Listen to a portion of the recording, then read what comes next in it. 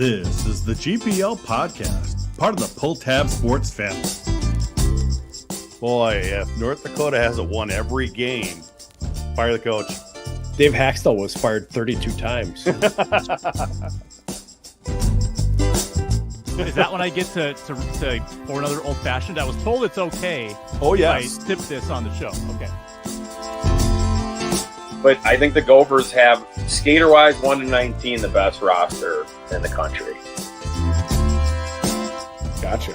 I didn't even know that. Yeah, blame it on Don.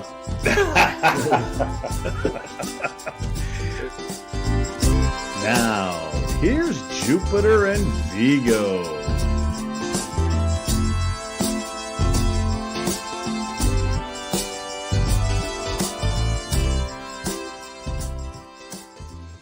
Good evening and welcome to the GPL podcast, episode number 273. Well, Vigs, not quite the successful weekend we thought it would be. A split with Bemidji. Initial quick thoughts. Well, I did think Bemidji was going to give Minnesota problems. I thought overtime was definitely in play this weekend, and at the Sanford Center can be a difficult place to play. And once Bemidji got a lead in that game, you saw them lock it down pretty well. You know, they closed off the middle of the ice, so the Gophers couldn't get any seam passes until they had the extra attacker. They got in front of a lot of shots and ate a lot of pucks, and I bet they had a lot of ice bags on their bodies after that game on Saturday. It's just typical territory structure there to diffuse the Gophers a little bit. Well, before we get into that, let's bring in our guest. He's a former Gopher. I had him on a quick shift podcast 5 years ago this week, which was kind of fun. It was just an audio only podcast, but I thought it was time to bring him back because he's doing some really cool stuff. Let's bring him in. Mike Carman, thanks for joining the show, man. Thanks for having me. I can't believe it's been 5 years since I felt like it was not that long ago when I hopped on with you guys. Yeah, you jumped on because I know you were kind of tweeting some things. You weren't happy about the fans leaving early and stuff like that. I'm like, times have changed now. We're looking good in that area now. Yeah, we are. So yeah, that was definitely, you know how it goes. Sometimes you get a little fired up, and we don't need to get into all that again because I hope we're long past those days. But it was a thing I was frustrated with, and I made my voice known the best way I know how at this point in life, which is using Twitter. It definitely is a good place to do that. Another reason I like to have you on, you know, you got a great podcast coming out, but you know what? You still pay attention very closely to this team, and you're at the home games a lot. You know, you weren't there last week, you had some vacation, but you still follow this team very closely, don't you? Yeah, it's something my wife and I, it's funny enough, it was her idea to get season tickets. It wasn't even mine. And, when we did that, I remember having the conversation. I'm like, yeah, that sounds great. I'd love to. I've always thought about it since I got done. Just never really pulled the trigger, but I go, just so you know, it's Friday and Saturday when they're at home. Like it's our weekend if we do that. And she didn't blink an eye. She was all about it. And we have a good time with it. And, we have our little rituals, go out before the game, have some beers, and enjoy getting to watch the team. And I love getting to watch them. I mean, I look forward to every weekend when they're at home. And I don't know if I'm as dialed in sometimes as maybe you guys are with certain things that are going on with the team, but I certainly keep in touch with Gordo and Bob and try to be around as much as I can. I really enjoy that. And Derek Peltier is another guy who, obviously fans will know, Gopher fans, and Peltz and I have stayed pretty close since our playing days, and he has the seats next to me upstairs now. So it's kind of something we look forward to together. I know, Viggs, you ran into Mike a couple weeks ago, didn't you? Yeah, and you had a guest with you too. You brought Kyle with you to a game at Mariucci, and I think it was his first game there since playing. It was his first time setting foot in Mariucci since playing, not even just to see the Gophers play. Well, of course. I mean, he's played on East Coast teams. It's not like he's been here during the season.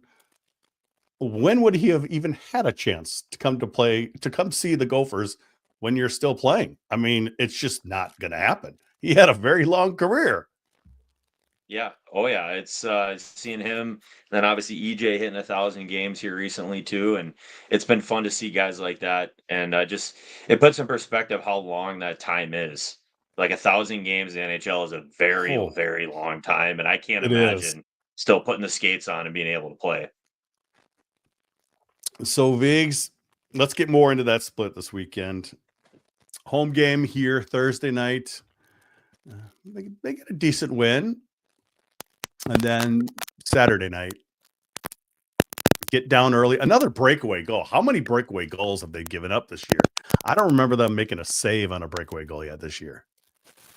Yeah, it's not ideal to give those away to Bemidji. They're going to have a hard time creating offense on their own. And so when you allow them opportunities to have those kind of chances that they usually can't generate, it's going to be in a tough situation. And then, once they did, Hold on 1 second. Can you move? Is your phone too close to your microphone? my phone's way over here tonight. Interesting. We're getting a lot of static from you. We've got so many issues tonight. Yeah, we're getting a lot of static from you, unfortunately. All right, We'll give him a second here. Oh, hold on. I'm gonna mute you for a second. Okay, then it stopped. There we go. And so Carmen and I were talking before the show. This is what happens when you do it live. Things go wrong. Yeah, technical difficulties. It's part of the gig. I will say the positive of that is though you don't have to go back and edit. I know Benny does all the editing for us, so I get away with not doing any either. Well, let's talk about that. You're doing a podcast with Ben Holden called When the Game Ends. What have you done? About 5, 6, 7 episodes so far? 5. Yep. 5 episodes so far. Yeah, it's something that No, I unmuted him for just a second and it was even worse.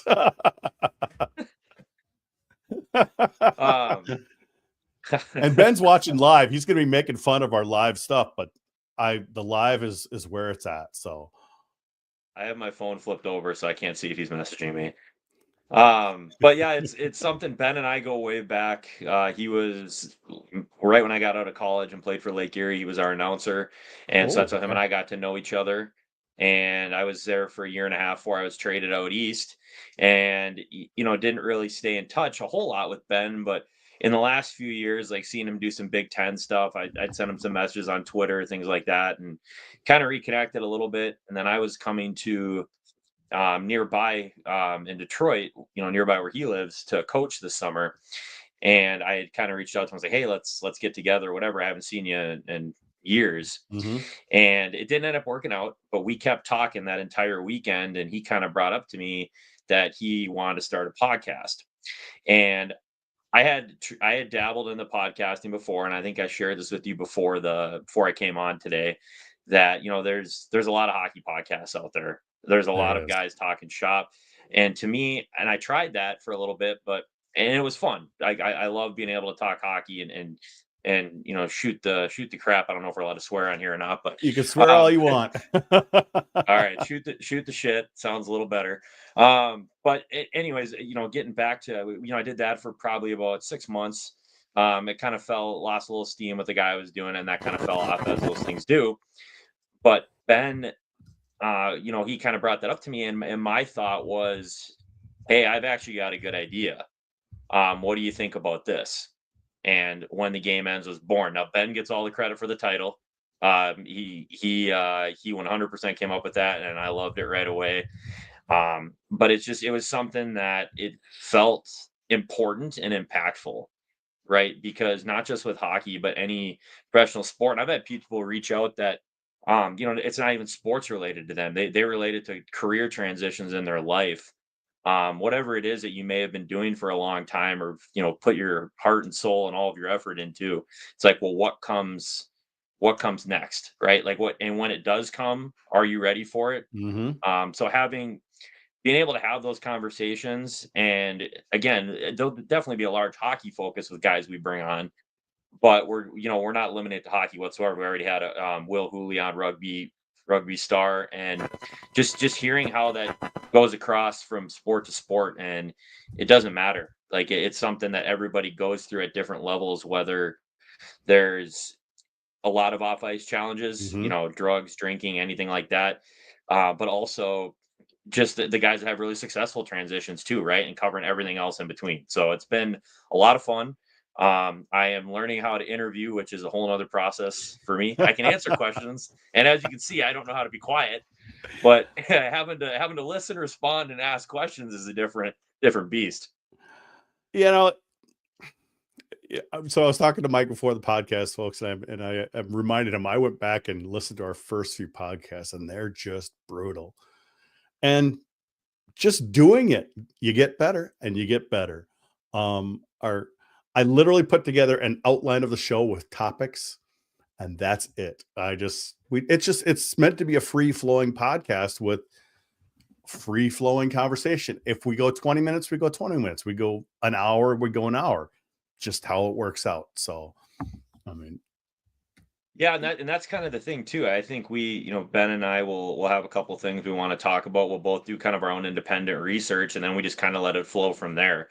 Ben does a great job of keeping keeping things on the rails, because there's times I will get completely off topic and down a road, especially if I know the guy ahead of time. And so having Ben there to reel it back in and ask questions, I think we're learning every time we record to feed off each other, right? Like it's not easy to record when we're doing this, right? Everybody's in a different room, different place. Yep. Like you don't have those cues in person.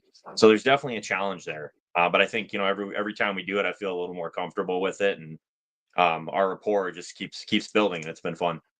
Yeah, we've had Ben on the show twice, and he's been a great guest on our show. Obviously, definitely a professional broadcaster. He knows it from top to bottom, and it's good you have him guiding you through this, because podcasting is new for him, probably, except for being on podcasts. But now actually producing, it's a little different. But it's nice that he has that the broadcasting background. Oh, absolutely. I mean, you can hear it, right? I hope anybody that listens to this will at least come check out an episode and see what you think. But Ben's voice is a broadcaster to a T. He has the delivery, the tempo. He never falters on words. Like it's crazy, and it's something that I really appreciate, because it gives me something to, again, look up to, aspire to. Like I want to be able to project the way he does, right? That's something he does extremely well. He definitely does. And we can stop being nice to him too. I know he's watching right now. We don't have to be nice to Ben the whole time. I've got nothing but nice things to say about Ben. He was very popular on our show when we had him on. It was live just like this. It's just we always have the best time with Ben. So nothing but positives with him. I always loved how one of his heroes in broadcasting was Frank Mazzacco. And Frank Mazzacco just retired last year, and he was one of his heroes. So, it's just nice to have those people around. Okay, now I see Vigo. Let me see if I can bring him back in. I don't know what microphone it's picking up though, Vigs. Now we can't even hear you. We're hearing like an echo. I wonder if your AirPods are still trying to connect. Yeah, we can't even understand you. Can you understand him, Mike? It sounds like gibberish. No, I cannot. No, I cannot. He's trying to talk. Look at that. He's trying. It's funny. He's got a nice microphone. For some reason, that microphone is causing interference or something. Yeah, we're hearing a lot of interference. You just talked about Frank Mazzacco, and man, talk about a guy I grew up listening to, and at our alumni golf tournament this summer, I made a point to go up and talk to him, because they had put together something for him as kind of like a send off and retirement gift and all that, and I made sure to go grab him, because I was like, man, like I grew up listening to Frank, and then getting to have Frank announce my games and be interviewed by him, and now come full circle. As an alumni, it's just, I don't think there's a guy out there that can say a bad word about him. He was unbelievable. I miss our post game meals at either campus pizza or or a couple other places we used to always go after games, and then we just hear the stories from Frank, and they were just wonderful. All right, let me bring in Viggs one more time. Are you there, Viggs? I'm trying to be here. Boy, Hey, there we go. there you sound better, man. We will see what Wow. happens. I've not changed anything with my setup. Some days it just doesn't work for you, I guess. So, Well, I'm sorry you had trouble. You're here now. We've been talking about all the stuff Mike's talking about. Did you hear any of it? some of it, I've listened to the pod a couple times. I think it's always interesting to hear the perspective of athletes as they're trying to find like that next thing. I think it's challenging. You get so much into your routine and you value yourself and tie yourself to what you've accomplished to date. And when that ends, you got to find like a new identity somehow and something that gets you motivated to get out of bed and be productive. I know a lot of guys who get into scouting, they intentionally have morning coffee with each other to try to make sure that they kind of stay in that routine of a full day of work and interaction with people, because it's quite the change up to go from playing to something next.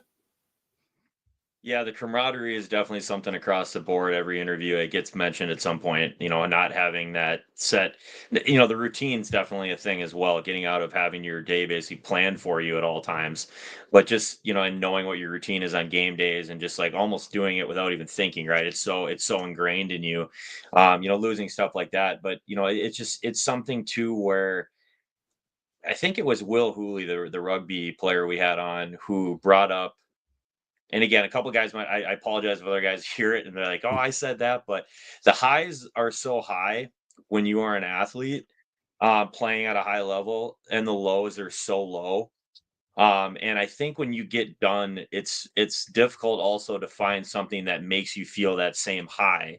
And kind of what you realize is you may never get to that feeling again, just because it's a sport versus your life and kind of your 9 to 5 or your job or your hobby or whatever it is. Like you can still enjoy that, your family, friends, all that stuff. But the highs you feel are so incredible when you play that sometimes not being able to reach that, guys struggle with having that feeling, that euphoric feeling, right?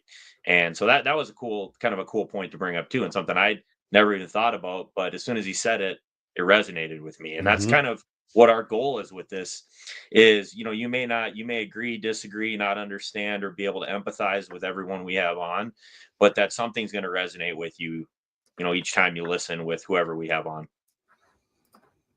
Viggs, I mean, it could be sometimes that I think,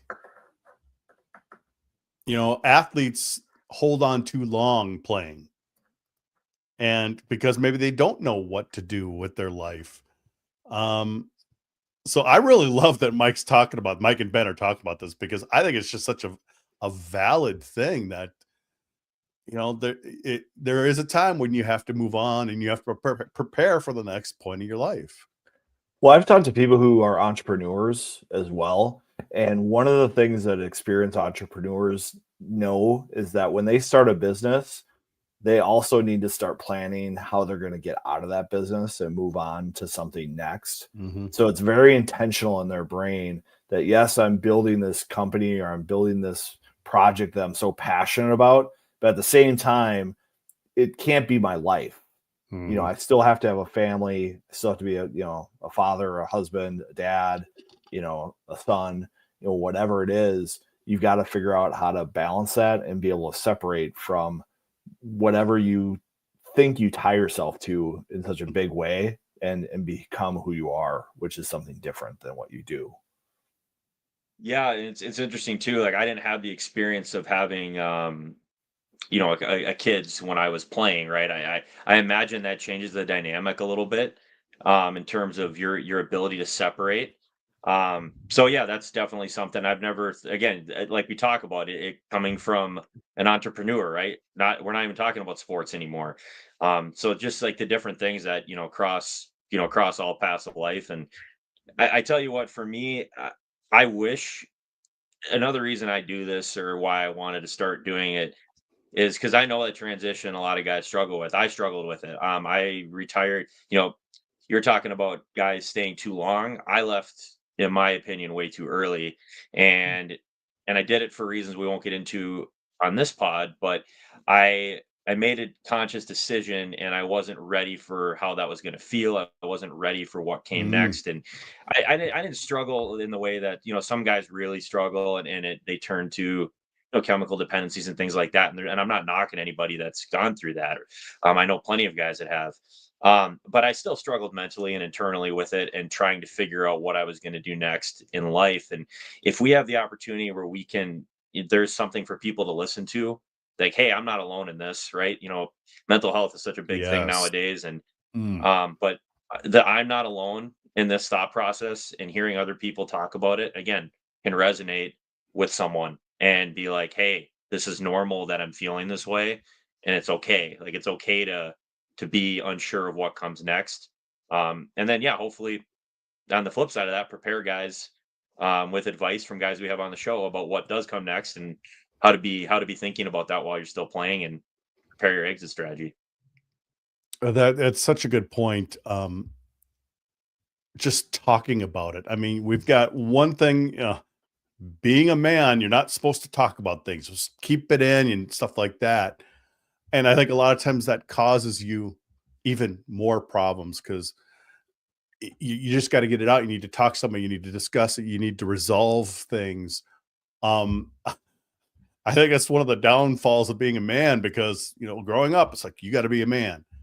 But I love how you've started this podcast and you're starting a discussion that hey, it's okay if you're not okay after a long career. That's it's something again.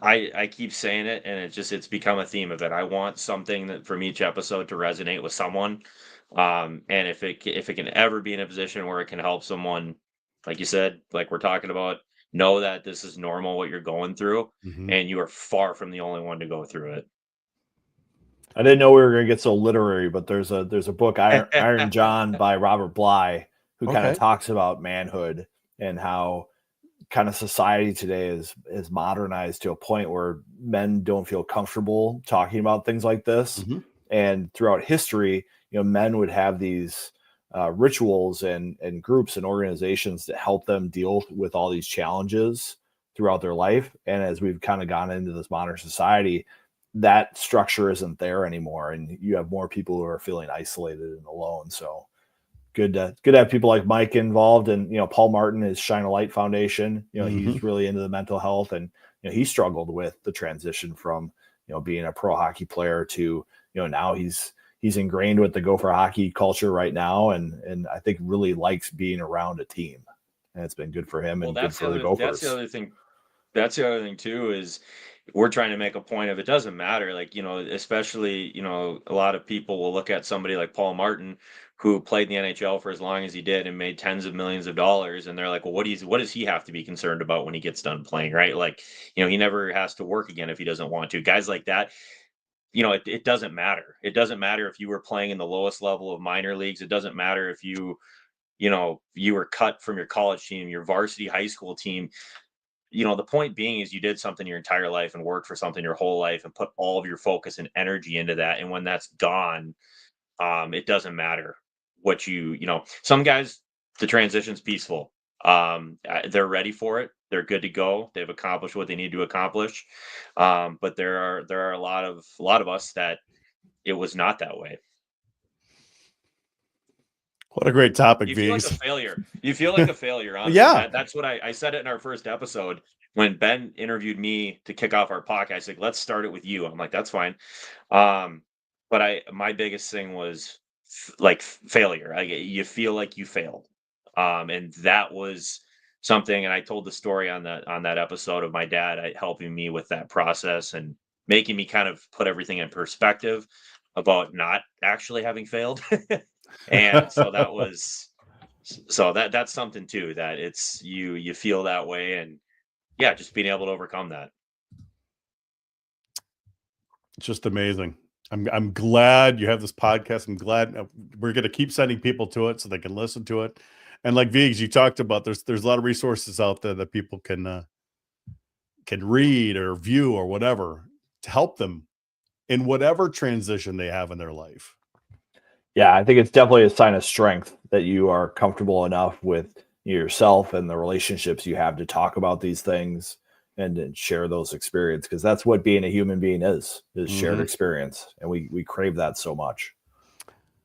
Well, I know, Viggs, you put out on Twitter today if anyone had any questions for Mike, so I'm going to check out one of them here. Darren Bakken wants to know, what's Mike's most memorable goal in the maroon and gold? What's your most memorable goal? Well, I think the obvious one is the first one you score in the maroon and gold. I think is a fairly typical one. The first one you score at Mariucci. My first goal happened to be on the road, but first one you score at Mariucci is a fun one. There are probably, I don't know if I can narrow it down to one, but there are two. Not that I scored that many, but I think there's two that truly stand out for me, and one was freshman year. We were playing Michigan, and we lit them up pretty good. It was like 8-2, 9-2, something like that. And I scored a shorthanded breakaway goal. Kind of a, fighting through guys, chipping it over the goalie. I remember being so pumped up to score the shorthanded breakaway goal and against Michigan too. And so I was really excited about that one. And then I think there's a goal that most people, again, I didn't score a ton, but there's a goal that a lot of people remember, and it was in our Mankato series, the overtime winner. That was in game 2. So that was a lot of fun too. I will never forget that one. Wow. I still give Zacharias crap about that. I see him pretty routinely, and I still bring it up just to poke at him. Well, I've got that one, so let's take a listen to that one. Now ahead for Carman. Pulls back and shoots and scores! Mike Carman! We're going to game 3! Woo-hoo! Frank is so wonderful there. I think it's just YouTube. I think you're the only one enjoying that, maybe. You couldn't hear that? I could hear it. Oh, I could hear it. once again. I haven't heard that. I tell you what, I haven't heard that one in years, but it must have gone off the pipe. There was a clear pipe announcement. sound there. Yeah, it was a very, I shot through a defenseman, and it actually ricocheted off the Bounced defenseman's upward, pad and yeah. went straight down on the ice and straight up under the bar. I don't know how it did it. I won't pretend I did it on purpose, but like they said, they don't ask how.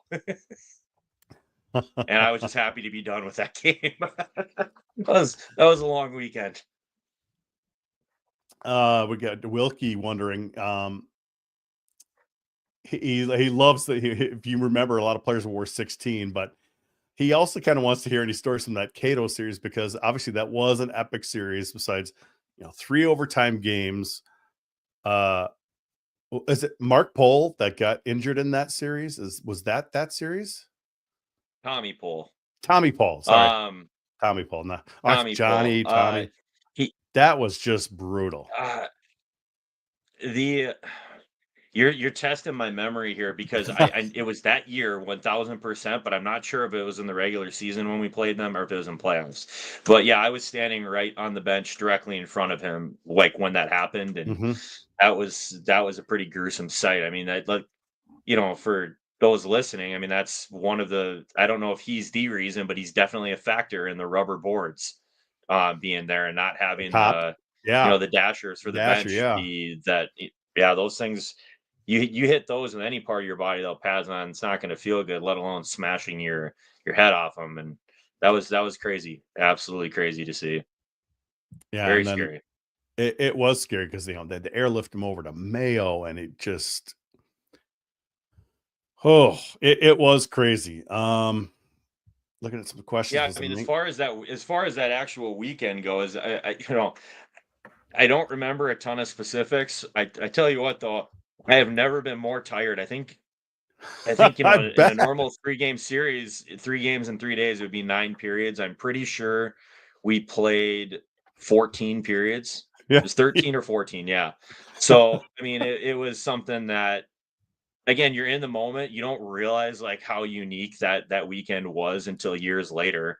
At the time, you're just, thank God we survived, and it kind of kickstarted us into a little mini like back-ended playoff run to get us into the NCAAs, and yeah, it was a fun time. Because for a team that definitely underperformed that year, and we all know that, it was good to get that weekend done down there, and yeah, go on a little bit of a run, anyways. It was definitely fun. But before we move on, we need to listen to one of our sponsors here and get Viggs to get ready. And hopefully his audio is good. But Viggs, tell us about Jimmy's. I mean, we've got some snow falling right now, but I think it's still caramel season. I mean, everyone likes it, and the leaves may be covered with snow, but get your Jimmy's caramel dip, delicious with apples, pretzels, celery, ice cream, even on your finger. Any way you want, can't go wrong with Jimmy's caramel dip. Pick up a tub or two because you're not going to want to put it down. Caramel is coming. Jimmy's salad, dressing, and dips. Don't ya be messing with my dressing. And of course, we have Lunch Bucket Hockey, Viggs. Yeah, I've been seeing some lunch bucket hockey themed jerseys on the social media. If you're looking for something that just shows your hard work and grit and grind players, the guys that would do anything for their teammates, check them out, lunchbuckethockey.com. There are a couple local guys who had a great idea during Friday night lunchtime hockey, and they started this company, and they'd love your support. So stop by their website, and if you need any gear, they're your guys. Of course, we thank Lunch Bucket Hockey and Jimmy's for sponsoring the GPL podcast. It's time for Vigo's Top 20. Quite a bit of change on the poll this week, Viggs. Yeah, we saw some unexpected losses. Minnesota and BC obviously dropping some games to Bemidji and to UConn. Those are things you don't really expect to see happen, and Denver just keeps rolling. I was looking at their results this season, and they have only had one goal game. They haven't gone to OT. I mean, they're just rolling. I don't think their strength of schedule is quite as good as BC and Maine and BU and Western Michigan and Michigan, but they're taking care of business and they're defending champs, so they're going to stay up top. And they haven't lost in forever. Yeah, it dates back to last year. It's like over 20 games already. The other team that's new in my top 8 is Western Michigan. They had a big series here, and they took care of business with Colorado College. I think they're going to be a team to watch in NCHC. I think they've got a big trip with Denver here in a couple weeks. Yeah, so right. I'll be watching that one. Just going down the list here, obviously some teams are up and down. UMass Lowell staying strong. Cornell, they had another iffy weekend. Can't really see much else here. It's who's on the border. Yeah, I mean, it's hard to tell. I feel like the top 11 or 12 is pretty strong, maybe even 13. Like those teams are starting to separate, and then you just see a mismatch of teams after that. You see a lot of teams that are around 500, or they haven't played really many difficult games yet, or they've played some decent teams like Ohio State and got swept. So it's really hard to see here at kind of the bottom of the top 20 who's going to be in there. A lot of teams get in there and then they lose a game. So we'll start to see. I think the pairwise is starting to come into focus a little bit, at least in terms of conference. Yeah. Like you're going to see NCHC with 3 teams in that top 10. You're going to see 3 Hockey East teams in that top 10. Big 10, you're going to see 2 or 3. So it's an important time of year, I think, right now. And what's with the Big 10 right now? I think Wisconsin's played 8 games. Michigan's played 2. And I know we're always kind of in balance, but that's a lot. I think one of the things with Michigan is their non-conference was a little bit more involved this season and just trying to get those games in. And so they just kind of backloaded their schedule with Big 10. You got the Gophers here. They'll have their Alaska series coming up before break. So it'll even out in the end. All right, Mike, you never had to deal with the Big 10. It was always WCHA for you. So I'm guessing you might have a little bias towards WCHA. But what are your thoughts on the Big 10 after 10 years now? It's definitely gotten better with the competition. I'll tell you one thing. I've come completely full circle on it. I like most people hated it when it started. I could not believe it. I'm like, this is terrible. Not only because of breaking up the old WCHA, but just that at that time, the Big Ten wasn't super strong either. Like Minnesota or Michigan are just walking through it every year. And it's kind of like, well, this conference is weak. It's just, the games aren't exciting. There's not the rivalries. I think those rivalries have started to develop with some of the schools. I think it's helped strengthen, the Michigan State rivalries, because before we just play them, the Thanksgiving weekend every year. Yep. And so it's helped strengthen some of those. I love it now. I think it's proven itself in a very short period of time to be very quality, good hockey, and anybody can beat anybody on any night, which is what you want to see. Um, I mean, do I miss seeing North Dakota and UMD and St. Cloud and all those teams 4 times a year? Yeah, absolutely. Could not be more disappointed North Dakota's not on the schedule this year. But I'm here for the Big Ten. I think it's been, and I know there are people that will say Big Ten's ruining college hockey now because of all the money going into it. But I think it's been great, and I'm happy to see the fan base come back. Like we kind of talked about that at the beginning a little. It wasn't just weird. It was a little bit scary to be like, what is this? Is this what the new future of Gopher hockey is? Because that's, of all the history and teams that have come through here and programs and all the highlights, to have it, be 1,000 people at a game in Mariucci is just incredible, and not in a good way. So I'm happy to see everything come back the way it is, and I think most people have adjusted to it now. And really, because I think it was, adjust or die. That's kind of what's going to happen in college hockey. We've already seen it. AIC is going away, at least from Division I. We might see this with some other schools. So I think the Big Ten has put themselves in a really great position to succeed, not just 5 years from now, but 10, 15, 20 years from now. Well, you often see it in the transfer portal too with some of the Big Ten players. Like they want to go to another Big Ten program sometimes because they like the nice hotels, they like the chartered flights, they like all the strength and conditioning development that's possible at these big institutions. You look at the budget for a school like Minnesota, they're spending $4 or $5 million on their hockey program. That's not the same at some of these smaller programs, even in the NCHC. Those budgets can be more around 1.5 to 2.5 million. So it's a different experience at these big institutions and, big campuses as well. Cappy's talked about this at Ohio State. It's certainly something to play at an institution like that where you have the football games at the Horseshoe and you get to be a part of that. So you brought up something there that I was planning to ask you guys and flip it on you for a second. What are your guys' thoughts on the transfer portal? For one thing, it's going to be much different next year, since this is the last year of COVID and everyone's get their extra year. So we wouldn't see somebody like a Soulier being able to come in. So I think that's going to calm down. But now you've got the CHL changes, Viggs. That's just going to add to the chaos, isn't it?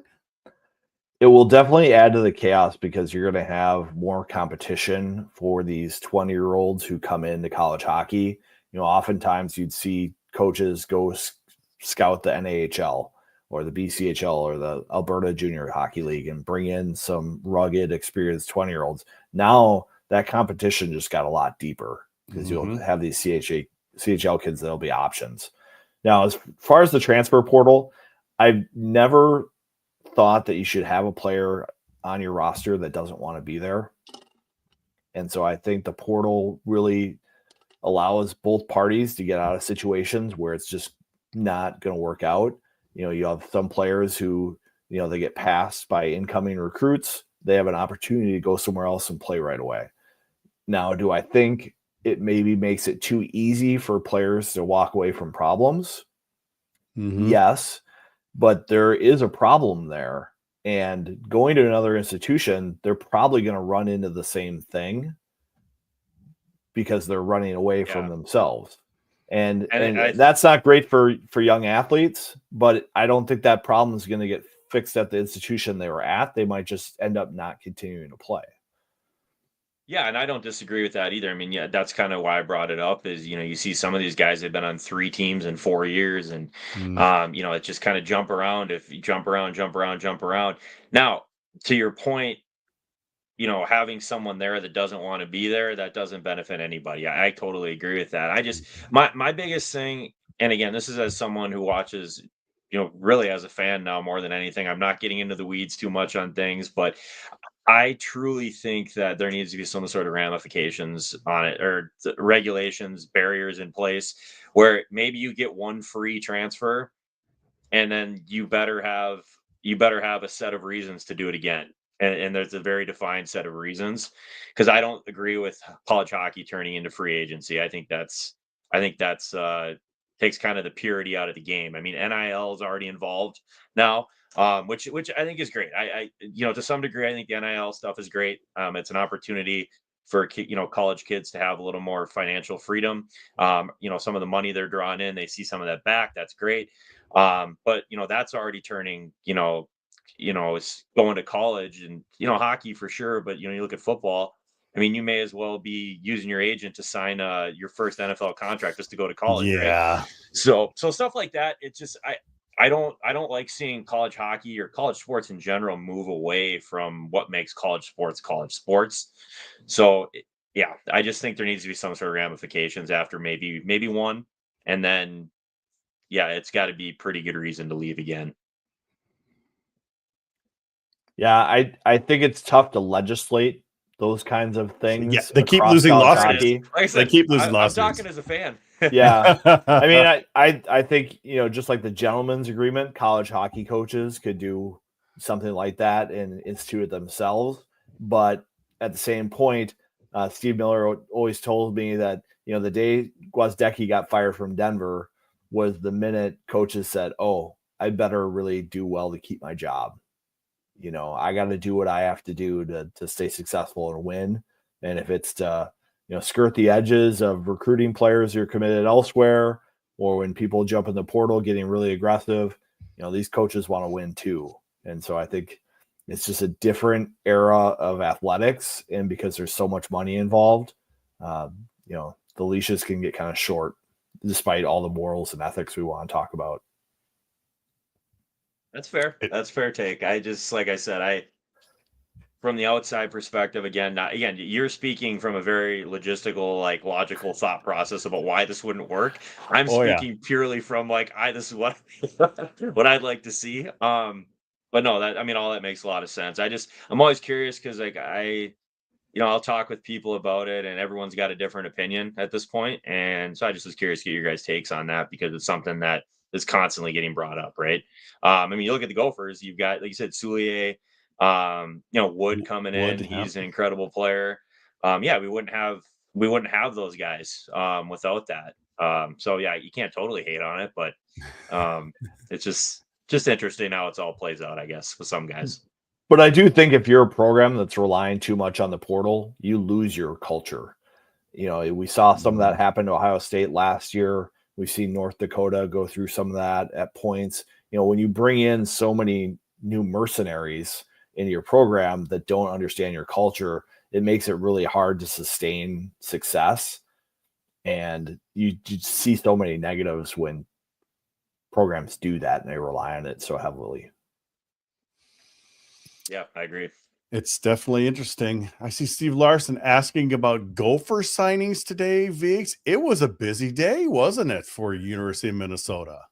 Yeah, well, with hockey, it's always weird because those NLIs have to be signed and FedEx, and Minnesota, their compliance is cream of the crop, and they're not going to let anything slip until it's totally official. But we did see a couple players sign. Here's Matthew Grimes, big kid, kind of an unusual route to the Gophers. Not your typical Minnesota hockey player or development team guy, but he's in Sioux Falls now for the USHL. Big defenseman, and he's been having a good year so far. I couldn't even ask how to pronounce his last name. Kvasnicka? Mike, you got to guess what do you guess that? Kvasnicka? Yeah, the Kvasnik is pretty close, but I'm guessing it's one of those that doesn't look anything like we think it is. Like the K could be silent, the V could be silent. You never know. So, well, I'll just say Vasnika just to be different. Oh, I like that. I felt like I heard a Wyzetta pod. Miles Deeth does this youth hockey podcast, and he was talking about his decision about leaving Wayzata for the development program. And he was basically like, yes, you are ready for this. We would love to keep you. You'd be great here, but you should move on and get that experience. And he's a skilled forward, little on the smaller side. Oh yeah. There we go. We got Tony watching here. Kwasnika. He's the expert on these young guys. All right. Well, thank you. Of course he is. Tony knows all. Tony knows all. He's known these kids since they were, squirts and peewees. Rombach, big dude, 6'6", 201. Yikes. Big player, Spring Lake Park, physical defenseman. He showed up at the national team eval camp and turned a lot of heads with how much he developed in the last couple of years as he's grown into his body. And, we've had issues, I think, with some big defensemen in Minnesota in the past, not continuing their development path once they've hit that. Rombach's only getting better these days with Lincoln, the USHL. Big kid. Now we go from big to little. Yeah, full foot smaller. We probably should thank the Logan Cooley connection for LJ Mooney, thinking about the Gophers. He's been injured lately for the development team. He took a big hit. I think it was against Notre Dame. Yeah. That didn't look great. Let's get revenge this weekend, guys. Yeah, so he hasn't played for a little bit, but super skilled player. He's one of those guys who could be a first-round pick. The size concerns are there for him, but he's super talented. We know this name. Another big forward, Javon Moore from Minnetonka. He did announce last year that he was signing at the Minnetonka signing ceremony, but that wasn't actual NLI. Now he signed it, and just a lot of skills to like. Jack Ramsey has talked about him just doing things that you do not expect to see out of a high school player that's big. So it'll be interesting to see how he continues to develop. I think some of his hockey IQ is still developing with him, and so it'll be interesting to see how he finishes out the year in Sioux Falls with Grimes. So is this Maceo? Well, let's go to Tony. He would know. But Benilde St. Margaret's defenseman, who's with the development team now, another big, rangy blue liner. 6'5", 214. Jeez. Mm-hmm. Yep. Scouts like these guys who are this big and can move. Oh, there's Eric Brever jumping in. Maceo. All right. That's good. Yeah. Oh, Mace. Oh, there. And then Tony jumps in as well. Here we go. Maceo. Okay, so we're good there. That's good. We're learning tonight, V's. We're learning. Teddy Townsend. Definitely, You can't I mistake love this name. seeing all the size coming in on defense. So size and skill. That's a fun one to see. Huge dudes.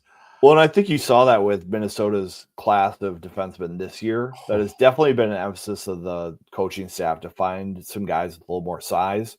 Now we've got guys like Mooney and a guy like Townsend who are a little bit on the smaller side. But you can have that mix of size and speed and talent. Townsend's from Eden Prairie, very skilled forward. I was a little surprised to see him sign his NLI. Maybe this is like the Jackson Nevers signing last year where he signed it to just get everybody else off his radar. But he is having a good season in the USHL, which has been a little bit of a surprise for me. Is Jackson coming next year? That would make 8 players plus a goalie? I mean, not all these guys have to come. When they sign their NLI, it's the university saying, hey, if you want to enroll next year, you can. There might be some conversations to say, hey, it might be better for you to spend another year in junior. Like that happened with Beckett Hendrickson. At the end of the year, he was signed. He could have come in. But they had a conversation and be like, I think it's better for you to get that extra year of development and come in when you're ready, especially with bigger players. Sometimes that happens. But other guys, they just want to get that signature locked in and stop the other coaches from recruiting them. Is this the last year of that traditional NLI, Vigs? Some schools are doing these contract agreements. I've got a Freedom of Information Act request on Minnesota to see just what they're sending to their players this year for hockey. But other schools have some verbiage in there talking about revenue sharing and kind of the new contractual pieces of college athletics. So we will see what happens. Yeah, and then It's all changing. everything changes. The style of hockey changes. The rules change. Just always change. It is crazy. It was headline news when I was coming up. If you were verbal somewhere and you changed your mind, because it just didn't happen, right? Like it did, but it was very, very rare. And you were front page sports if you did that. And now it's just everything has changed so much. It's crazy. But I'm sure they were saying that 15 years later when I came into school, guys that were playing before then too. It's crazy, Viggs. Yeah, I mean, a really good class. I mean, a lot of people have been hard on the Gophers for not being more aggressive with the players that can verbal right now for the future. But I think this class is just a really solid one. A lot of, pro potential in this group, a lot of size, a lot of skill. And we lost Jupe. So I know someone's asking about Hayden Reed in here. He's a Gopher commit who is in the CHL right now, so he's pursuing that. He still told Jess Myers that he's intending to play at Minnesota. The Gophers are still weighing in, what their roster is going to look like for next year. We obviously anticipate some guys like Jimmy Snuggerud are going to sign early. You've got older players who are aging out, like Hughlin and Kester and Nevers, so there are some gaps there. So it's a little bit unknown just exactly how many players, and that's really a conversation the staff doesn't have until the second half. Hughlin is a guy I'm going to miss seeing on the ice. I love the way he plays, and I love what he brings out there. Hayden Reed, Viggs? Big fan of him. Yep, we were just talking about him being in the CHL. Jess Myers talked to him, so still sorry, I missed intending to come I here. hit some button and I was kicked out. Well, we will see. All right then. I do have a concern, and maybe Bob will think maybe I'll use one of my CHL picks to pick up a goalie for next season, because we know Soulier's gone and they usually run with 3 goalies, so we know they need to pick up a goalie. You think that's something he might consider doing? It might be something they're doing, or they might look in the portal again. It's worked out really well so far this year, and there are going to be goalies that are experienced options to turn to. Obviously, yeah, but they won't have that extra year like Soulier, so it's not. So it's intentionally leaving a school this time. Yeah, I think we're going to see that, and we could see some CHL goalies that are looking for a net to play in. And I think the staff wants Scary to be the guy. That's somewhere where the transfer portal, I think, going back to all the caveats we'd have to have in there, but I think for goalies, that's a very beneficial, right? Because how many times are goalies coming in a situation where, 2 young goalies and one of them is going to get the spot, right? One of them is going to get the starting job, and the other one is a damn good goalie, but it's 1A, 1B situation. They're not getting the playing time, and they have the opportunity to go be a starter elsewhere. That's great to see. And obviously, I don't think Soulier had that problem at Penn State. I don't believe. I don't know a ton about him, just what I looked up. It seemed like he was kind of their guy. But everything I've seen out of him with the Gophers, he looks great, and it's nice to have him here.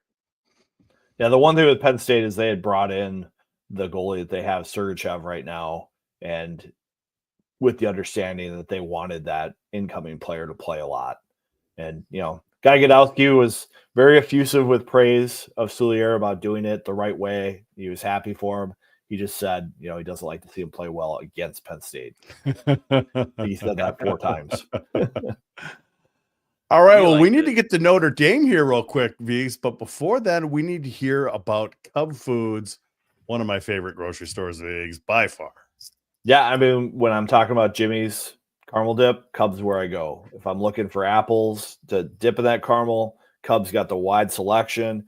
We still got a couple tailgates here coming up. We got the Gophers, Penn State for their last home game of the year. If you need tailgating supplies, head to Cub, get your burgers. They got the pub burgers that I know Kinger really likes, brats, chips, platters, all in one place. And if you're looking for a couple drinks, a lot of them have wine and spirits there now too. So check out Cub. They're one of us.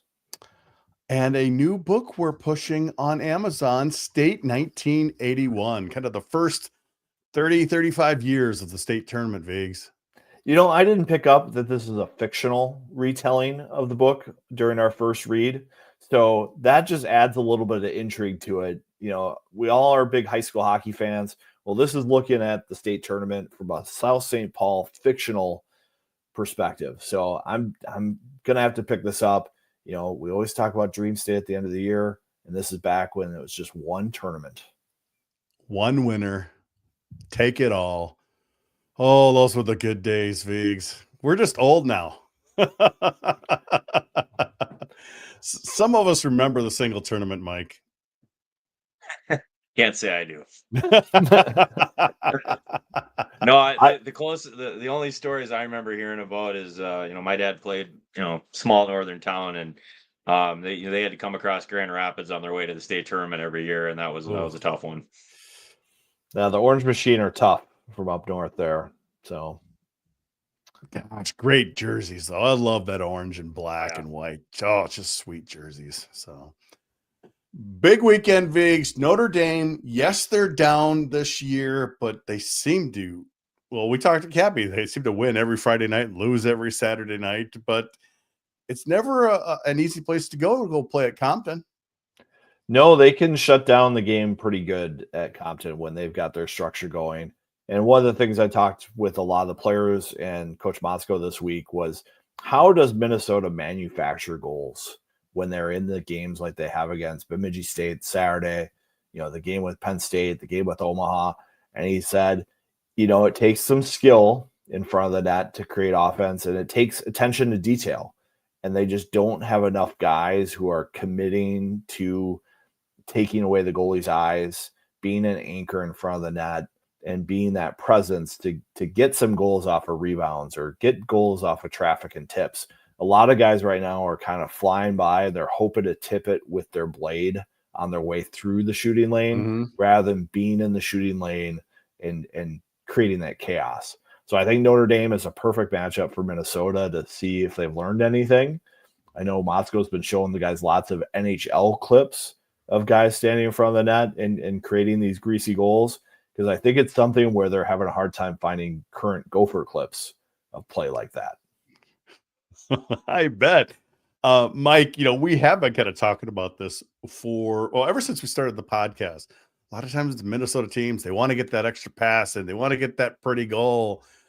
And it seems like there's times when they don't realize this is the kind of game you get a garbage goal or a couple garbage goals or deflections and just getting down and really earning it. Yeah, and that's something too, especially this year. I mean, you look at, someone asked me the other day what I thought of the team this year, and I have a hard time finding a true weakness or a weak player on the team, right? It looks like they've got 2 first lines and 2 second lines. Every defenseman looks good. It's looked very good from a skill standpoint, right? We all know they can play the skill game and they can do it probably as good, if not better than anybody in the country. But the reality of it is that when, again, some of these teams that, you play in a smaller barn or they're a little bit older, a little bit stronger, a little bit tougher, they lock it down more. They don't want to, you're not playing Michigan and playing a racehorse hockey game. That's where you got to go. And it's winning those little battles. It's cycling. It's low to high, simple hockey. And like you said, just going to the net and stopping and battling and having 2-3 guys at the net front. And I obviously I don't think it's news to any of the guys. I mean, these guys have all played hockey their whole lives. They understand that's part of the game. But, you get into a pattern or a rhythm where, especially earlier in the year for the team, things are coming easy. They're scoring these highlight reel goals every shift. And as the season goes on, those are fewer and farther between. And it's about who's going to go to those areas. And I think it'll be exciting to watch this weekend. I didn't get to watch a Bemidji game last weekend, but that was my assumption, is that Bemidji, older, stronger, Sartori coach team, made it tough on them. And you're not going to get those highlight reel tic-tac-toe plays. Well, and I thought the Beavers are just committed to staying in shot lanes and staying in the middle of the ice and being content to let Minnesota play outside the dots. And then when the Gophers did have scoring chances, they were trying to pick corners. So it's either there wasn't a shot lane or they're trying to pick a corner against a great goalie who's probably one of the best goalies in college hockey.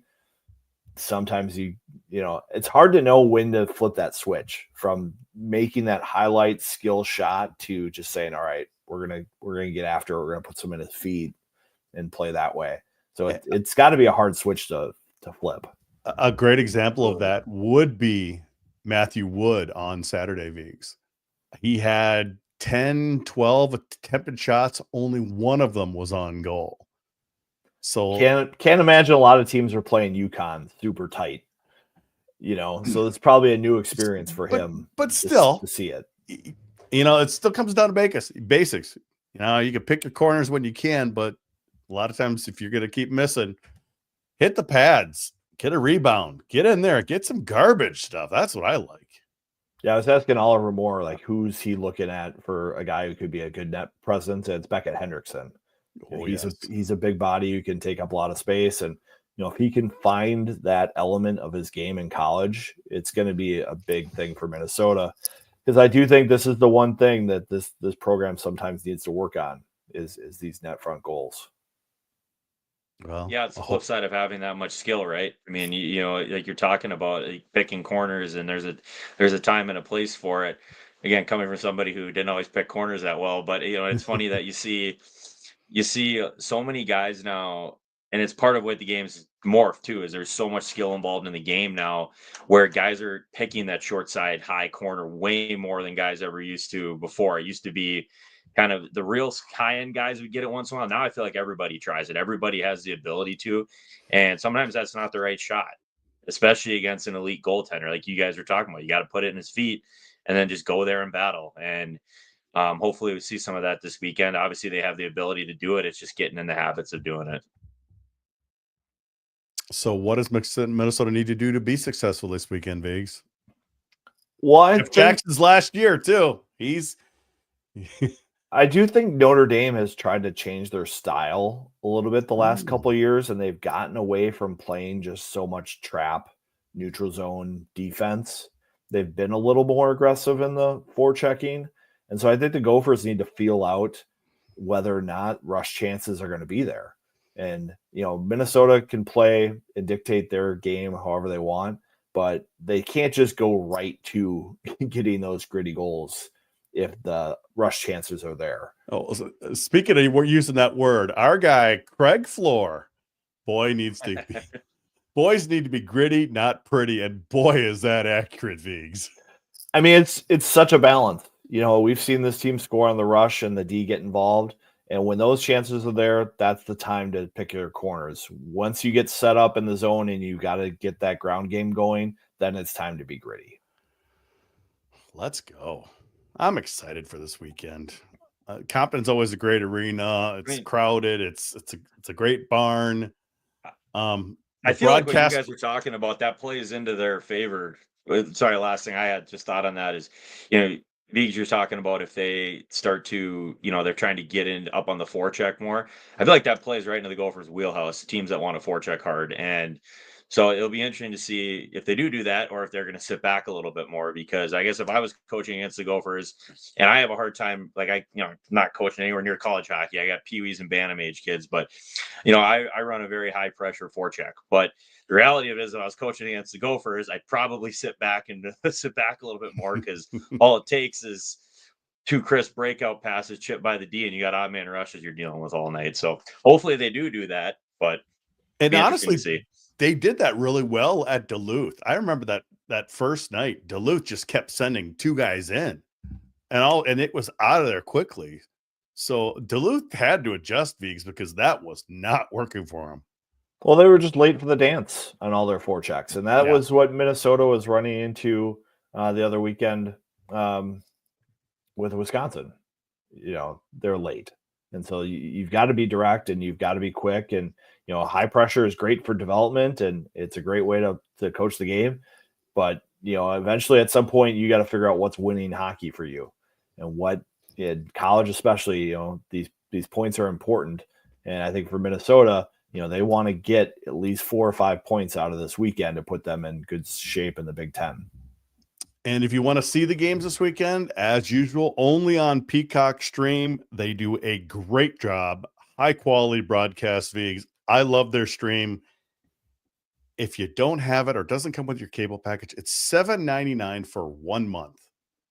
I think $7.99 is worth just one game, much less 2 games. And then you could stream the rest of the month, all their other stuff and all other stuff, sports as well. So it is a bargain and it is a high quality broadcast. For sure. Peacock does it better than probably anyone else. So everyone get on board. Don't complain about it. That's one thing that's been different since your days, Mike. Fox Sports North had kind of a monopoly, so they could kind of go wherever they want and do whatever they wanted. But things have changed, not just with the leagues, but it's like control of TV. There's just so many things out of Minnesota's control now that it's just a completely different field than it was when you played. 100%. I do miss being able to flip on FSN. I didn't have to know where the game was. I just flip on FSN, right? I did that at my entire child. Well, I think when I was real little, was it MSC or something like that? MSC, yep. MSC, and then it became FSN, and I mean, I do miss but the world of streaming, it's not surprising that's where we're at. And now, with all the home stuff being on, Fox 9 or Fox 9 Plus, over the air even, you don't even need cable to get it. So I think that's a bonus, kind of going back to the old Channel 29 days back in the late 80s, Vigs. But I've gotten people complain, oh, you can go to this website and see this. I'm like, no, I paid for it, $7.99. It's not a lot, Vigs. And it's a bargain, complete bargain. As we like to tell everyone, we all make choices with our streaming. So yeah, and don't complain. Make the right one this weekend. So should be a fun one. I think 6 points for the Gophers. Oh, I like that. You're going bold with the sweep. Yeah, all in regulation. Nice. I like that. How about you, Mike? What do you think? You think Minnesota comes out strong? Yeah, I think so. I think after, again, I didn't get to watch any of the games last weekend, but I'm guessing that one ate at them a little bit, and it was a good wake up call for them. So I have a lot of faith in that. Bob and Gordo and Paulie and all those guys. They're getting the guys ready to go, and they're going to come out flying. And I know they're on the road, and I know it's a tougher arena to play in. It's a smaller sheet too, right? Small corners, things like that. I just don't see a way that they don't come out flying. I think it's a little bit wider, but it's got the NHL corners in Notre Dame. Gophers will get August Balloon back in the lineup. On TV. August Balloon will be back in the lineup. He's another big body that I think can really apply that net foot presence. Cal Thomas is close. I don't know if they'll put him back in the lineup, but he's close, according to Bob. He's knocking on the door. Well, that's good. I'm going to say sweep as well. Full 6 points. Kind of like Mike said there. I think they took that punch to the face that we've been that Bob's been talking about, Vigs. He's been saying, we need to get punched and brought down a couple levels. It will be better for us if we do. Yeah. So it's all good. Better to get out of the way with early. Yeah, because things are just going to keep ramping up. You get the 2 Michigan schools coming in December. It's going to be just crazy. So, Vigs, what you got going on? I know it's been super busy for you this week, hasn't it? It's just been crazy. Yeah, I'm just trying to keep my head above water. So we'll see what comes out on GPL here as we go. It's a road weekend this weekend, so our recaps are a little bit limited, but stay in touch. And you also did a Fellowship of the Rink podcast, didn't you? Tell us about it. I was on with our friend Hoppy, who's been doing a pod with Joe Smith a lot this year. So Scott asked me to hop on, and I was sure to get on there and talk about my bourbon and my beer choices, along with some Gopher talk. So check out them. They've got a great pod going too. He's got a couple pods hang on, going. Vigs, hang on. Do you have a bourbon recommendation for me? I'm a bourbon guy. Well, so I'd love to hear. We'll get to that. That's definitely an overtime topic. It's an overtime topic. That's for the live listeners. Fair enough. Yeah, Fair definitely enough. for the live listeners. And Scott's he's actually credentialed this year, so we get to see him a lot there at Mariucci. So it's nice to get some fresh faces in the press box. For sure. I was the only media person at the availability this week, so got to get some more people coming on Tuesdays. That would be good. Well, Mike, thanks for coming on the show with us this week. That was nice. I appreciate it. I appreciate you reaching out and offering to I love to come on and obviously talk Gopher hockey with you guys. And, I appreciate giving us the opportunity to promote our podcast. It's still in the infancy stages, but I think Ben and I, like we've talked about on this, we've got a good thing. And we want to make it something more than just a hobby. So I appreciate the opportunity. Yeah, it's called When the Game Ends podcast. Just search for it or check out Mike's Twitter handle, and they've got their own Twitter feed for it as well. To go see them on YouTube. So it's a lot of good stuff there.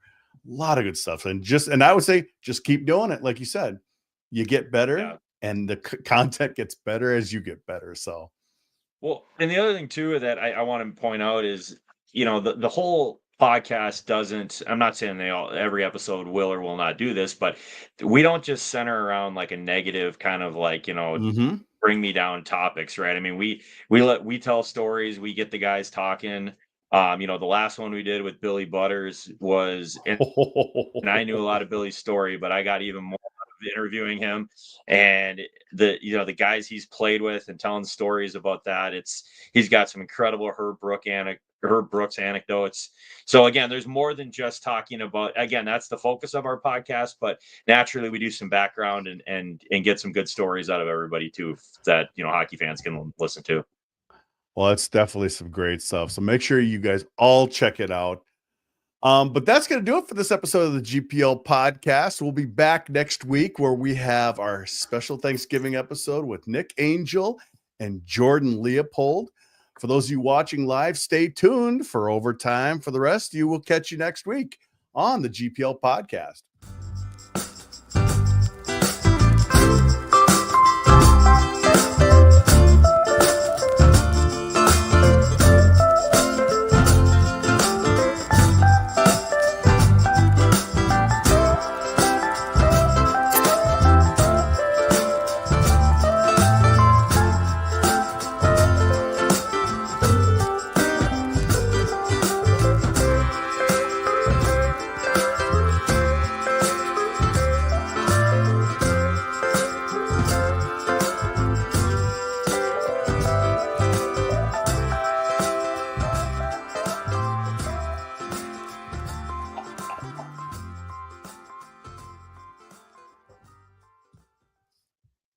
All right, Viggs, what do you got for the beverage tonight? I've got a Stone Imperial Stout called Woot Stout. Will Wheaton, from Star Trek. Oh, yeah.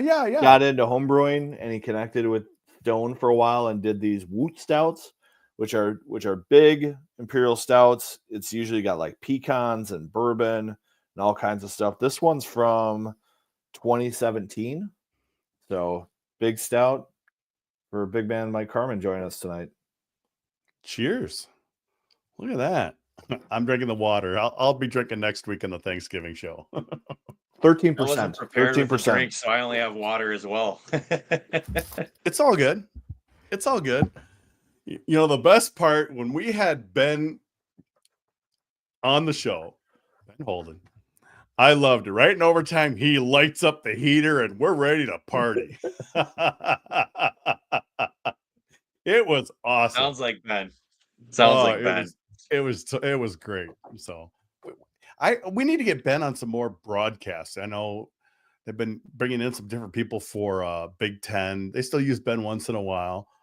But I think Minnesota's doing a lot less broadcasts this year because they didn't want to do as many broadcasts. But there's a lot of great, we've had Ben on, we've had Rick Pizzo on from Big Ten. Obviously we have Cappy on all the time. We've had Dan Kelly on. Did we ever get Vosters on? We never did get Vosters. Never got Vosters on. We tried. I tell you what, there's some great, and again, coming from somebody who I would not be good at announcing, I know that for a fact. But being an announcer, Ben is as good as it gets. I will give him that. Like he, and Cappy, some of these guys, like they all do a really good job. But Ben doesn't get enough of them for my money. I'm like, man, I love when Ben is calling games. It's always, I always look forward to that. Oh, we definitely do. That's non-biased. That's just me talking. It's just a fact. spitting facts right now. Yeah, we love those Oh. guys. Just reading some of the chat stuff here. Sorry, I had to go to my B game with my mic tonight. I don't know. It was weird. That was weird. You know, Like, and I don't know. I was like over on the banners and stuff, you know, and all of a sudden I must hit something, and all of a sudden I get kicked out. I'm like, what the heck? It's a sloppy game for us. It was. We gotta like take things more seriously and figure it out. Oh yeah, your interference was really bad though. I'm sorry, I don't know. So bad that like I'm literally muting you. I had the exact same setup for my thing with Hoppy this week. I didn't change a thing. It's I had meetings computers. today. It's computers. I'm convinced. What did Craig say? Russians. Gritty, not pretty. Gritty, not Yeah. pretty. Yeah. Where are you, Craig Floor? You used to. Oh, look, there's Drew Cove. Look at that kid. That's one big bottle. Let's show that bottle again because that is huge. Yeah, 13%. It's a good one. So, yep, enjoyable. So Mike, what's your bourbon palate looking like these days? What do you have on the shelf at home? What do you go to? What do you like about bourbon? What do you not like? You know, I would say most common thing. It's very popular. It's not anything special, but just Buffalo Trace is what I'll be a go-to. I do like it with the big square ice cube or round ice cube. I'm not. I don't like it just neat usually, depending on what the bourbon is. Every once in a while, I get a really nice one sampled to me, and I'll try those neat first just to see how they are. But I like the big square cube. Still get the strong flavor and taste, but takes just a little bit of chill in there is nice. So Buffalo Trace definitely gets me going. One of my old bosses got me into Blanton's, so I finished my collection of Blanton's last year with all the tops. I mean, I'm not a picky guy. I will kind of have a little bit of everything. I dabble in Scotch a little bit too. Yeah, I like that little bit of burn. Buffalo Trace is so hard to find. It's hard to find at a good price depending on where you're at. Yeah, I've considered going online and getting like a case of 10 instead. Don't do that. Just follow the 1010 Washington Wine and Spirits Instagram page. They just got them Buffalo Trace today. And they had it if you were in the area. They also have this Willet. This is fancy bourbon, Mike. Oh, okay. It's like a 8-year weeded bourbon that Willet puts out. This is rumored to be older than 8 years, so it's good. Okay. It's pricey though, but I recommend if you like the Blantons and the Buffalo Trace, try some of the Four Roses Select batch bourbons. Those are good. I'm kind of an outlier. I do like Maker's Mark. I think it's a good bourbon, good on a big ice cube, good with a little bitters in there, the Angostura. Yep. I like the Old Forester 1910, 1920. Those are good that you can find on the shelf. Those are kind of my the Four Roses is good. That's another one that I do enjoy. As soon as you said that, I was like, yep, that's definitely one on the list as well. But I don't know. It's just something I didn't always used to like it. I mean, it's funny as you get older how your tastes change and whatnot. I mean, I think when you came up to me at the game, Viggs, I was drinking wine, and that's not something I ever would have pictured myself doing at a hockey game 10 years ago. But I really enjoy red wine. I like my bourbons. I like tequila. Variety, man. That's the way it should be. Gotta have the variety. Love beer, but I don't drink it all the time anymore. I kind of mix it up. So this is something I do at my home as well. I have a little decanter. I'll pour in half 1910, half 1920. Oh my gosh, you got the decanter. You get 1915. So it's a house bourbon. Wow. Fun stuff you try. Yep, I have our decanter downstairs. It's almost at the end right now of the Buffalo Trace bottle, so I gotta refill that. Gotta get another one.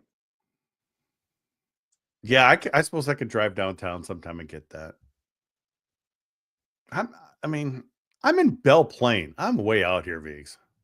You are out there. The selection might be limited. Yeah. I'm a red wine guy too. I lived in Northern California for a little bit. I moved out there with my girlfriend who became my fiance and my wife.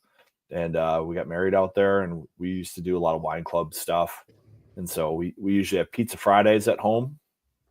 That's always kind of fun. We go to Segizio, Turley, Ridge, Zins, all awesome. So Yeah. Have you had do you ever had Quilt? I have not had Quilt. I So have to we seek go this one out. so we're talking about yeah, for sure. So places where, you're on Belle Plaine. I live about 2 blocks from Hoyt's. And so my wife and I go to JD Hoyt's for birthdays, Valentine's Day, whatever. Any excuse we get, we're gonna go there for our meals. And Pat takes incredible care of us there. And but one of the servers there, we were looking at different red wines one night, and she goes, "Have you guys ever had Quilt?" And I was like, and we're both like, no. And she's like, "Well, I think it tastes better than Camus, and it's on that same palette, but it's about a third of the price." I'm like, "Okay, we'll give that a whirl." And yeah, we've been hooked on it ever since. So So this is a it's wine, you definitely said? worth a shot. This is red wine. Yep. Oh, Barbie, you listening? Write down Quilt. Let's get some of that stuff. Quilt. So I should have came prepared and had a bottle behind me for this. Yeah, sometimes with the wines, I need to see the labels to truly have it sink in. But I'll be on the lookout. I don't know. Oh, I'm See if also I into can get my Pinots. wife to run one up here. Yeah, I'm also into Pinots. Like Mary Edwards is usually a staple in the household. So Now Craig Floor's just ripping me. He lives in South Dakota. No Buffalo Trace in South Dakota. just Buffalo. No Buffalo Trace, just Buffalo. You got the whole thing. This is what I think about Craig Floor. See if it'll see. Well, he's not on the bus like Slarksy and Lee. They're driving out to South Bend with all the gear tonight. Really? Mm-hmm. It would be fun to have. If Slarksy's listening live, text me, Slarksy. We'll get you on live from the bus. They might be having barley pops and playing NHL 25, so who knows? You say they're driving all the gear out right now? Mm-hmm. Why aren't they flying it out there? I think that when there's enough gear and it's this close, they send it ahead of time and just fly the guys and don't want to deal with checking everything. Yeah, that's nice. Nice perk, but yeah, no rookies having to unload the plane then. Oh, I see. Floor texted all 3 of us. Yes, he did. I sent them a link. To come on the show. Come on, Craig. Come on the show. I sent my phone to another part of the basement for the pod because it was so. Last week, we had his phone next to his microphone. It was causing this weird interference. That's why I first asked him, That's what you thought it was. Phone near? What's going on? Don't know. Must be late to the party. Wood stout, stone. No. Oh, Craig. Did you guys do this overtime every episode? Yep. Well, I think since we started doing it live with video. Yes. Once we did live with video, we were just like, oh, this is kind of fun. With audio, we had short ones, maybe 5-10 minutes or something like that. But yeah, video. I like it. A little unwind. and that's what it is. It's more casual. It's more off the cuff. It's not part of the full broadcast. And let the people Beeks, who are where do watching you live. live? I'm in Northeast Minneapolis. So okay, you know where you're right across the river from me. Yeah, Quarry Target. I'm like a mile north of there. So there's this new Black Duck restaurant that's supposed to be pretty good right by my house. I'm excited to go there here at some point. I'm in the midst of hockey. I've got a stretch here where I'm on the ice basically 16 out of 18 days in a row because my daughter has a team, my son has a team, and I'm coaching both and doing all kinds of stuff over here. That's a lot to deal with. I don't know how people have more than one kid playing at one time. It's crazy schedule. I mean, if I'm going to have them playing, I would, want to be on the ice if I can, there, of course. So it's different with your own kid. I that's a different story. I think if I didn't have kids who played hockey, I would miss it, but I'd still be doing whatever they're doing. So yeah. yeah. I'm an empty nester, so it's nice. Though, we talk about doing live. Some of the early years of us doing it live, just by audio. My daughter decided to cook fish in the kitchen, which was right next to where I was podcasting. And all of a sudden, the smoke alarms, smoke detectors go off while we're broadcasting. Special effects, I guess. And so smoke detectors have gone off. Viggs used to do it podcasts from his car just because he had really young kids. And I had a newborn, and I Yeah. lived in a condo also in Northeast. And so, there was no space for me to go in the condo, but I could park just outside our balcony and still get the Wi-Fi to do the show. So I just go in the Civic and just hang out by myself, and hopefully, the police wouldn't knock on my window and be like, "What are you doing here?" All right, Tim Hapke, any rumors about Johnson getting canned at St. Thomas? Nobody knows anything. All they know is that it's an incident. Is that the women's coach? Yeah, it's been very odd and quiet. But usually if somebody just up and quits Viggs, something goofy mid-season. Yeah, I don't know if this is so much a up and quit situation. I think this was a leadership change, resign situation based on the text I've seen from certain people in the community. So I'm sure it'll come out eventually what's going on. It's going to be interesting. It's always too bad. Yeah, Deutsch is like, what's going on here? How come we're not hearing more about it? Brian Deutsch. Well, I also think, the women's hockey community is a little more insulated than the men's too. It's just not as gossipy, maybe is the word I'm looking for. Or there's not as many insiders pushing for news. It's more like, oh, that's what happened. I'm going to keep it quiet kind of stuff. Which maybe is not healthy for the women's game either, to have that kind of protective layer to it. And it's been interesting to see how just Gopher hockey coverage has completely changed. You just mentioned it. Oh boy, there he is. Oh, sorry, we got to skip that. Craig Floor is in his garage. Look at that. How's it going, man? It's going good. Good. I keep forgetting about your Friday night or Wednesday night issue, your podcast here. Nobody's more of an insider than Craig Floor, and nobody keeps more secrets probably than Craig Floor either. I will bite my lip again. It's all good.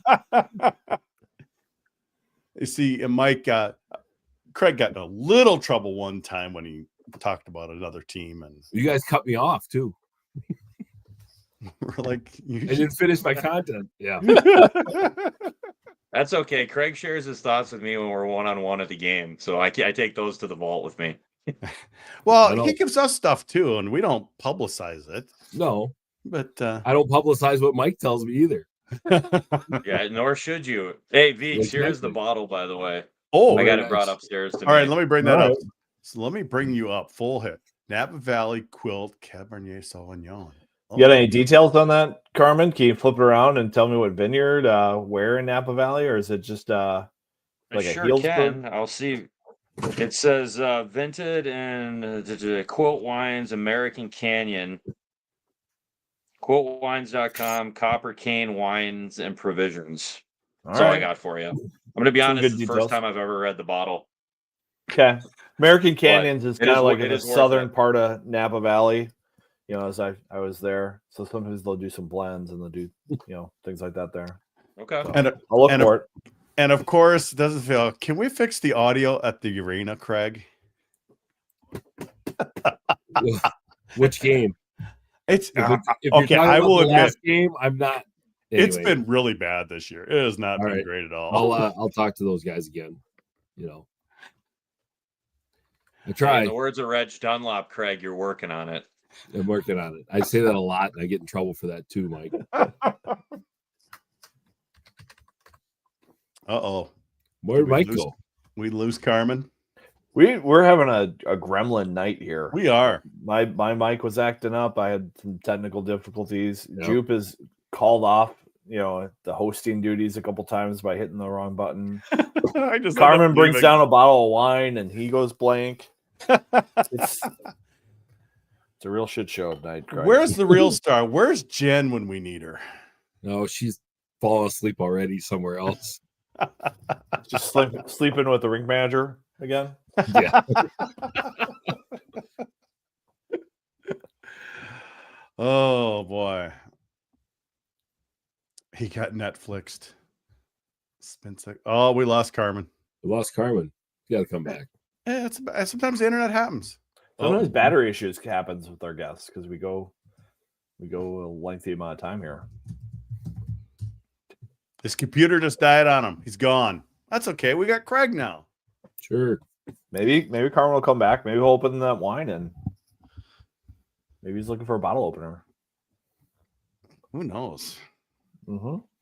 Yeah, it has been weird. The sound's been weird, but I haven't been there as much this year. Yeah. There hasn't been hardly any games. Yeah, I know. It's been weird. I thanked Bob several times for not having a first game until October 25th. Loved it. That's just me. But Oh, well, Brever likes you because look at it. He says Floor is better than Carmen. Wow. Brever's Really? sucking up. wow. I got nothing to give you, Brever. He's looking for one of those fancy drinks at Huntington Big Stadium on Saturday. I bet that's what he's looking for. Matthew, thoughts on the Maybe 7 four. guys who signed today? We did go over these in the show. So if you're watching, you're watching on X. So yeah, I think you can click the video on X and you can actually back up. So Yeah. we talked about all 7 guys. I do wonder if all 7 are on campus next year. I wonder the same thing. That's a lot. It's a lot. We'll see. I don't know. Yeah, it'll be interesting. Some guys just want to sign that letter and get the coaches off their radar to establish that commitment. You talking about the family in Grand Township? How many years ago with Coach Lucia?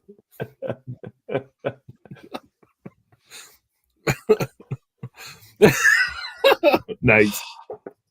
Yep. I don't know a lot, but just saying.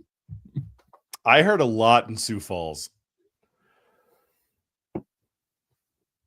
from a parent of a player who played 5 years last year. It's okay. It's okay. How is Carl Fish doing in Providence? I was just looking at that yesterday. He's only played 4 games. He's not really playing that much. I mean, he's kind of a depth player. Yeah. He had some size and physical presence and good kid, good locker room guy, glue guy. So happy he's getting a little bit more of an experience out there. Best of luck. They didn't have a spot for him this year, and they encouraged him to look for a spot. I think Fish was ready to hang it up, according to everyone I talked to, but the coaches were like, hey, if they're going to help you get another year of school and you get to see some new buildings and a new experience, go for it. Definitely. Why not?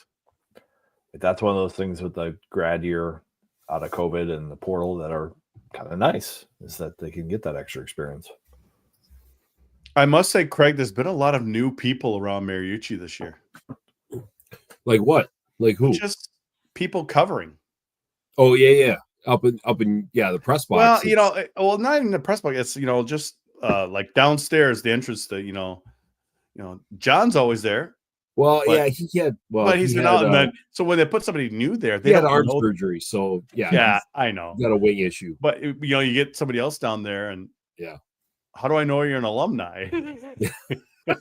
I know he's great. I like him though. And the main door coming in, I haven't seen Leanne much this year yet. Yeah, she'll be around quite a bit coming up, but that's good. Yeah, just new faces I have to learn. Yep. Yeah. She gives me a hard time when I come to the ring. They don't recognize you. 5 minutes before puck drop. They don't recognize you, Juke. So that's the other issue. You got to remember that.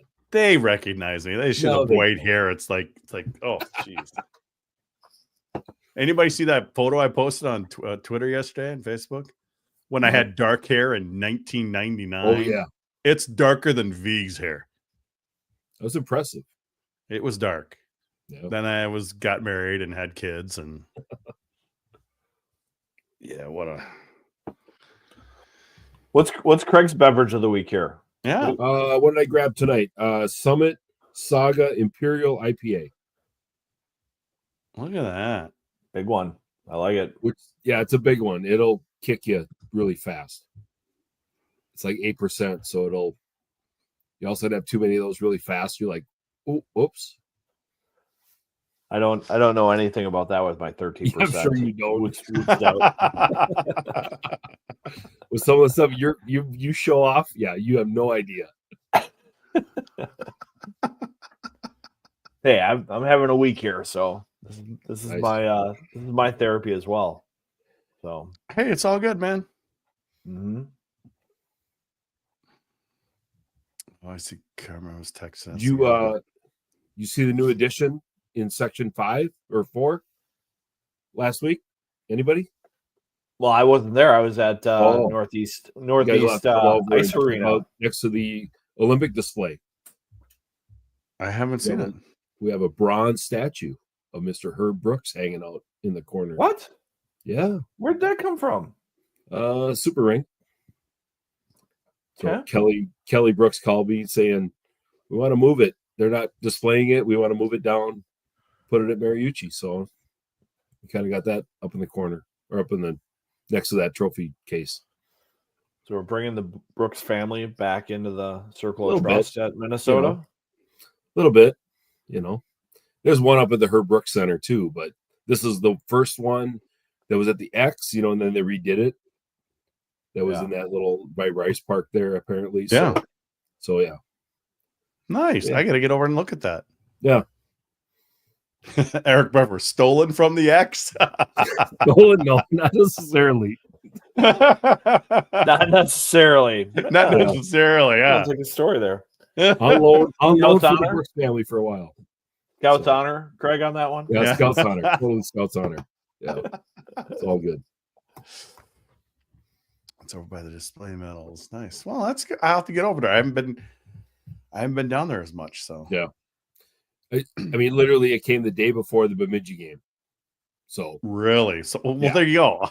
It took a while to get it here, but anyway, so it's been here one game so far. Yeah, but we got 6 to come and look at it in the next 7 weeks. No, I don't know. I'm thinking that Fairbanks series is going to be a little light on the crowd. Trying to sell some youth hockey decent ticket sales, actually, but yeah, it might be light with what shows up. So is your seat still in the main? Is it still in 16? Yeah, but my wife moved up a little higher. She hated the glass, didn't she? She didn't like the plexiglass and the different look through the plexiglass versus the actual tempered glass. I don't like it either. Oh, I know. I get it. I'm not going to shoot. I tried shooting through it this last weekend. I'm like, nope. Yeah, you can't shoot through it. It's not a same. I used to cover women's game. We're still tempered over there. I saw a Boomer was on the Youth Hockey Hub this week talking about the atmosphere at Ritter. Oh yeah, he's getting out publicizing. I think they've got St. Cloud this weekend, right? Yep, St. Cloud on Friday night, home series. Okay. So, yep. He's trying to get some people to get over there and see the women's team. Yeah, we got 2,400 tickets out for Friday night already, so it'll be great. Wow. Yeah, get a few more. That'd be awesome. Place rocks when it's. I mean, it's a great venue. Anytime we're over 2,000, the place just rocks. It's awesome. Mm-hmm. So, when I've gone over there, those club seats, little club areas, little suites. Yeah, little suites. Yeah, might be the best place to watch any hockey game anywhere. It's amazing, isn't it? It is. You're right over the top of it. You're right over the top of everybody. You're right there. Yeah. It is such a great place to watch a game. Well, you can hear everything too. Oh God, you can hear what's going on the ice, which is kind of cool. Yeah, if Abby Murphy's yelling at somebody, you hear it. It's all good. No, it's like I said, it's one of my favorite places to sit. And if you're lucky, Greg Shepard might be over there hanging out as well, and you could BS with him. Yeah. He's way over in the club room usually, but yeah. Well, a lot of times he kind of sneaks down and he kind of sits in he'll one of move the around. empty rooms. That's where I would go visit him. I need to go over there because I haven't had a chance yet. Yep. Maybe we need to get like a GPL Abby Murphy night on the calendar the second half. Ooh, that'd be interesting. Get as many crazies over there as we can and add a little atmosphere to the building with the GPL stunts. Not a bad idea. Be good. That'd be good. Not a bad. Viggs, you're smart. I don't. Smarter than I look, according to Don Lucia. Wow.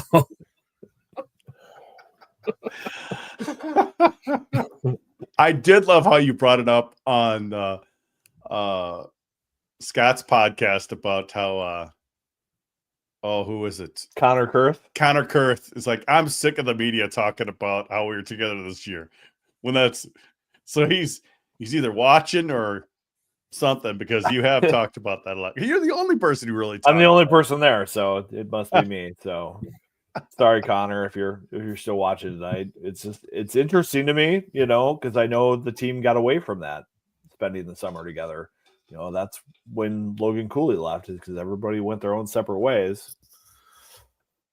That didn't work out very well. So maybe it's overplayed. It's overplayed. It's overplayed. We're beating a dead horse. You beat it. So you finally got to watch a bit, so you like that bit. How did you like the Snuggerud sleepwalking bit? Oh, that was hilarious. Do you know about this, Floor? No, I haven't seen that one. Snuggy's a sleepwalker. Is he? Good for him. Yeah, scary for his roommate. Luke Middlestat's like scariest person ever to go on the road with is Snuggy, because he talks and sleeps and walks. It's weird. Wow. Yeah, he said something about he came into the house at 9:15 at night and Snugger was standing with her saying, just kind of yelling at him and something like that.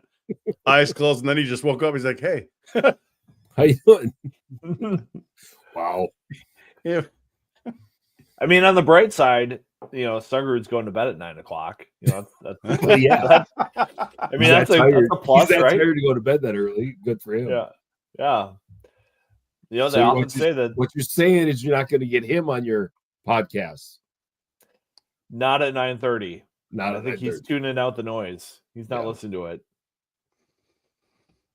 So does Bob miss Jess Myers? I think Bob misses just having anyone around. I think he's getting sick of you, Viggs. Is he getting sick of you yet? Yeah, he chirped me the other day after the St. Thomas series. Because he said something. How can he miss Jess? The only day he's missed was yesterday. Well, there was another day. There was another day where I was the only one too. Oh, okay.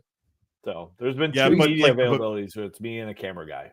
So the Bemidji series or the Bemidji game, Ekes went downstairs, and only Ekes and Scott Hoppy asked questions because no one else was there. Wow. Yet there were 7 photographers there on Thursday night. Nice. It was really weird. That's weird. Just building up the photo library. Yeah. I guess. But then, I just go there. I was waiting for Bob to kind of look around. Where's Vigo? What's going on here? Had to coach my Pee-wees. How are the Pee-wees doing? How's we're Team Titan? Improving. Team Titan, we're improving. So it's all about development. Like Carman said with his guys, you want to have an aggressive forecheck and you want to have them make decisions, and some good decisions, some bad decisions. Just please make a decision and please play fast. Yeah. These are the things that we need to work on at this age is, be okay with failing.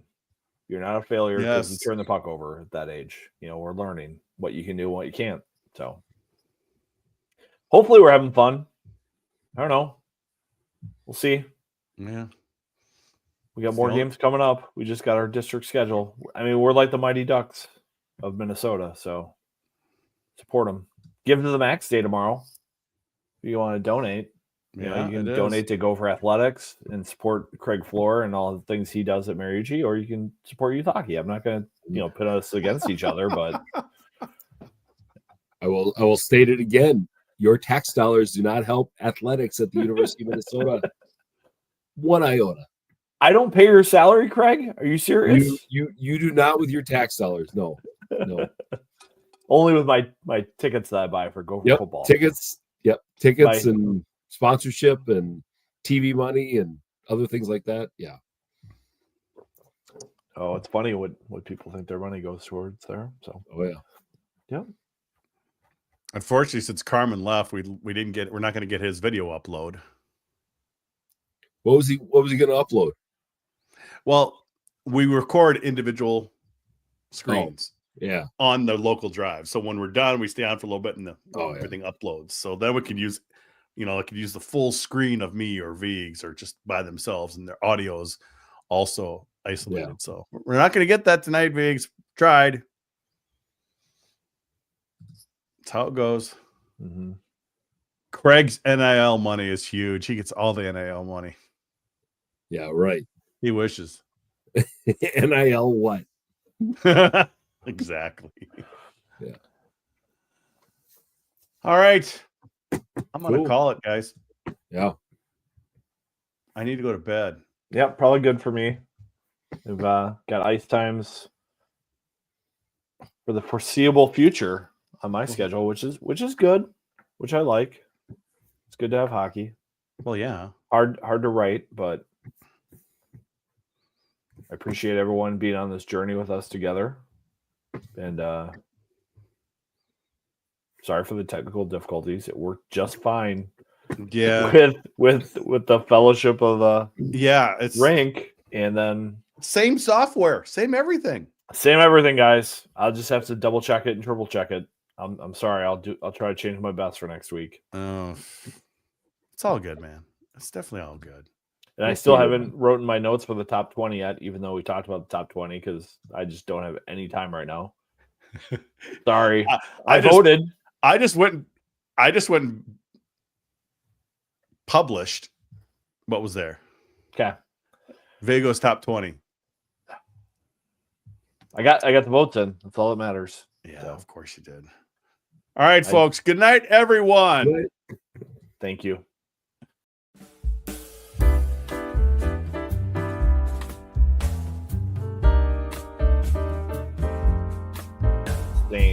Troubles.